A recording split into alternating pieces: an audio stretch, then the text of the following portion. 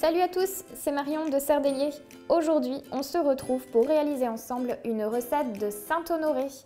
Le Saint-Honoré est composé d'une pâte feuilletée surmontée de pâte à choux, des petits choux glacés au caramel et garnis d'une crème Chiboost seront posés sur le tour du disque de pâte feuilletée et on viendra ajouter au centre de notre Saint-Honoré une crème Chiboost et une chantilly à la vanille. Le Saint-Honoré est une recette très technique qui regroupe beaucoup d'étapes. C'est la raison pour laquelle aujourd'hui je ne vous donnerai pas la recette de la pâte feuilletée, mais rassurez-vous, on vous prépare une vidéo dédiée à la pâte feuilletée et à ses astuces que vous retrouverez très prochainement. Pour aujourd'hui, je vous conseille soit de préparer votre pâte feuilletée vous-même, soit d'utiliser un disque de pâte feuilletée prêt à l'emploi, mais à condition que celui-ci soit pur beurre. Cette recette a été imaginée pour un Saint-Honoré de 8 parts, vous aurez donc besoin d'un cercle de 24 cm. Une fois que votre pâte feuilletée est abaissée, vous allez pouvoir découper un disque de 24 cm de diamètre à l'aide du cercle. On va s'aider du rouleau pour déplacer le disque de pâte feuilletée et le déposer sur une plaque perforée. Puis on va venir le piquer à l'aide d'un pique-vite et on réserve la pâte au frais. Maintenant que la pâte feuilletée est prête, on va pouvoir passer à la réalisation du craquelin. Pour notre craquelin, nous allons avoir besoin de beurre de micelle, de farine et de cassonade. On commence tout de suite par mélanger un beurre très mou avec le sucre cassonade. L'idée est d'obtenir une texture crémeuse. On va ensuite ajouter la farine et continuer de mélanger jusqu'à complète incorporation. Voilà, on forme une boule.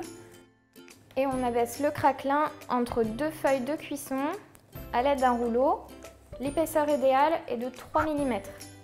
Placez le craquelin au congélateur le temps de préparer la pâte à choux. A noter que vous pouvez préparer votre craquelin bien à l'avance et le placer au congélateur jusqu'à son utilisation. Notre craquelin est prêt, on va pouvoir passer à la pâte à choux. Pour la pâte à choux, nous allons avoir besoin d'eau minérale, de lait, de sel, de beurre, de farine et d'œufs. Dans une casserole, on va commencer par faire chauffer sur feu moyen le lait, l'eau et le sel avec le beurre coupé en petits morceaux.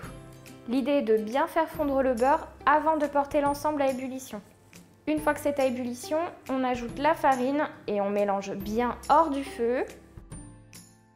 Voilà, à ce stade, nous avons réalisé ce que l'on appelle une panade. On va ensuite la dessécher. Pour la dessécher, il suffit de remettre la casserole sur le feu et de la travailler à la spatule.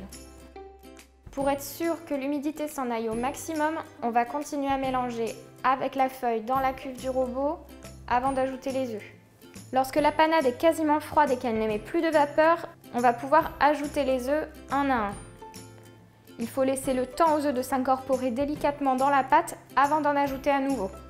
Terminez de travailler la pâte à choux à la corne pour récupérer les œufs sur les bords de la cuve et être sûr que votre pâte soit bien homogène.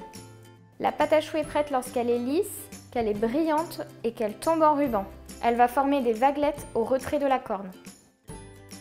Sachez que vous pouvez préparer votre pâte à choux jusque la veille au frigo, vous la conservez crue, ou vous pouvez la congeler, mais il faudra pocher vos choux avant de le placer au congélateur. Je vous dévoile ici ma petite astuce pour avoir des choux de taille égale. Pour cela, il suffit de remplir les cavités d'un moule demi-sphère de 3 cm avec la pâte à choux.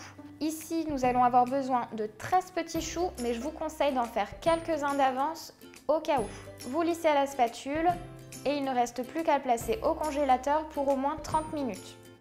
Notre pâte feuilletée, notre craquelin et notre pâte à choux sont prêts. On va pouvoir passer au dressage puis à la cuisson. Pendant que le four préchauffe à 190 degrés en chaleur tournante, on va utiliser notre reste de pâte à choux et le dresser en serpentin sur la pâte feuilletée bien froide. Et ça peut partir en cuisson pour 20 minutes. À la sortie du four, on débarrasse immédiatement le disque de pâte feuilletée sur une grille de refroidissement et on enchaîne avec la cuisson des petits choux.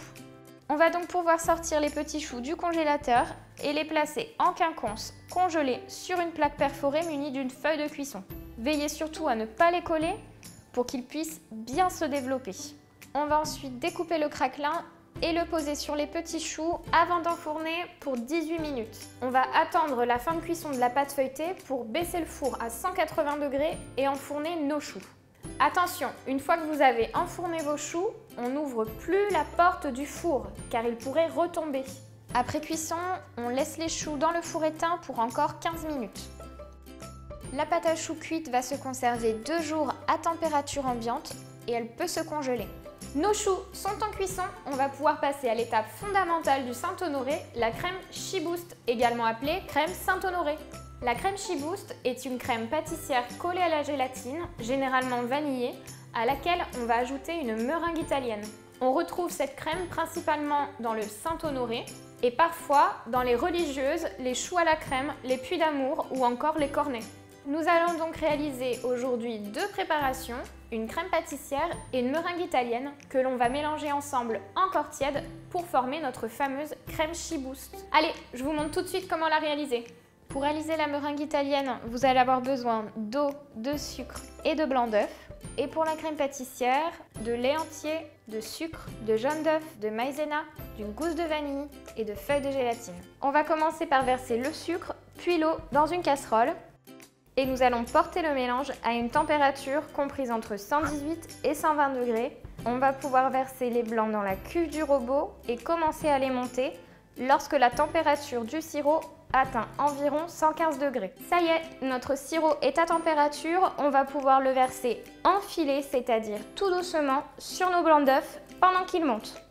Il faut éviter de verser le sucre sur les bords de la cuve pour éviter qu'un amas de sucre ne se forme. Si c'est le cas, votre sirop n'est peut-être pas à la bonne température. Une fois que c'est fait, on va pouvoir augmenter la vitesse du fouet au maximum et monter la meringue jusqu'à son complet refroidissement. Cette étape dure largement 5 minutes, vous avez le temps. Les blancs doivent être serrés, la meringue sera alors froide, brillante et ferme. Elle forme alors un bec d'oiseau, c'est-à-dire un pic au retrait de votre fouet. La meringue italienne est prête, on va préparer en parallèle la crème pâtissière. Avant de commencer, on hydrate la gélatine en la faisant tremper dans un grand volume d'eau froide. Allez, on commence par récupérer les grains de vanille. On va aplatir la gousse avec le couteau, puis la fendre en deux et récupérer tous les grains en passant le couteau sur toute la longueur de la gousse. On va déposer les grains et la gousse dans la casserole pour bien faire infuser le lait. En parallèle, on va travailler dans un cul de poule les jaunes d'œufs et le sucre. Une fois que tout est bien mélangé, on y ajoute la poudre à crème et on continue de fouetter jusqu'à l'obtention d'une texture homogène. À ce moment-là, votre lait est certainement un peu chaud. C'est le moment de le verser dans votre mélange pour le délayer. Vous mélangez et vous reversez le tout dans la casserole. À partir de maintenant, on ne cesse jamais de fouetter la crème jusqu'à au moins 1 minute 30 après l'ébullition. L'ébullition, c'est lorsque votre crème fait plop. Rien ne sert d'aller vite, il suffit juste que votre crème n'accroche pas au fond de votre casserole. La crème est prête, on va pouvoir ajouter hors du feu une gélatine bien essorée.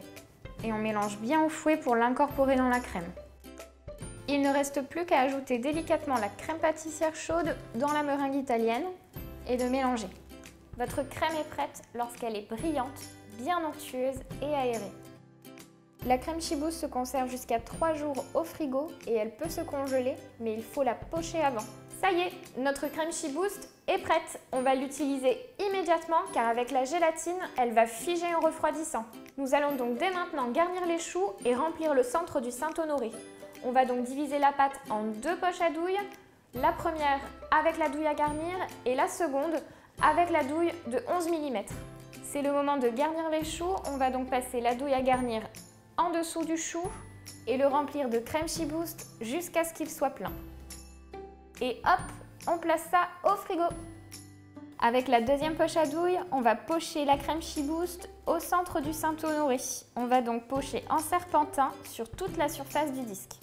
Et on place le tout au frigo, le temps de réaliser le caramel. Nous allons passer à l'étape la plus périlleuse de cette recette, celle du caramel. Pour faire un beau caramel, vous aurez besoin de sirop de glucose et de fondant blanc. Cette technique de fabrication vous permettra d'éviter que le caramel ne ramollisse à cause de l'humidité. On commence par faire fondre ensemble le fondant blanc et le sirop de glucose jusqu'à l'obtention d'une couleur caramel assez prononcée. On peut alors enlever la casserole du feu et attendre qu'il n'y ait plus de bulles. Le caramel devient lisse et il est prêt à être utilisé. On va pouvoir glacer nos choux. Pour cela, il suffit de les tremper dans le caramel, surtout sans se brûler. Les secouer légèrement, racler l'excédent contre les bords de la casserole et les poser dans le moule demi-sphère. Le caramel est contre le moule. Laissez les choux ainsi jusqu'à complet refroidissement du caramel et nous, pendant ce temps-là, on va s'attaquer à la crème chantilly à la vanille. Allez, courage, c'est la dernière étape. Pour réaliser la crème chantilly, vous allez avoir besoin de crème entière, de sucre glace, d'extrait de vanille. À noter que vous pouvez ajouter une cuillère de mascarpone si vous voulez épaissir votre crème. Faites monter tous les éléments bien froids ensemble, fouettez à vitesse moyenne et pas besoin d'aller à fond. Il faut que la crème emprisonne l'air correctement. Vous allez apercevoir des bulles d'air, puis la crème va s'épaissir doucement et enfin elle va former des vagues et devenir de plus en plus ferme. Attention surtout à ne pas exagérer le fouettage. La crème pourrait grainer et c'est d'ailleurs comme ça que l'on fabrique le beurre. Sachez que la crème chantilly se conserve 2 jours et qu'elle ne se congèle pas. On va placer immédiatement la crème chantilly dans une poche à douille munie d'une douille Saint-Honoré et on passe au montage. Après avoir trempé légèrement les choux dans le caramel, vous pouvez les disposer sur tout le tour du Saint-Honoré. On va pouvoir pocher joliment la crème chantilly entre les choux d'abord et ensuite de manière à recouvrir l'intégralité du Saint-Honoré. Et on termine par poser non pas la cerise sur le gâteau, mais le petit chou sur la chantilly. Et voilà, votre Saint-Honoré est prêt à être dégusté. Vous pouvez le conserver au frigo maximum jusqu'au lendemain. Et sachez qu'il ne se congèle pas.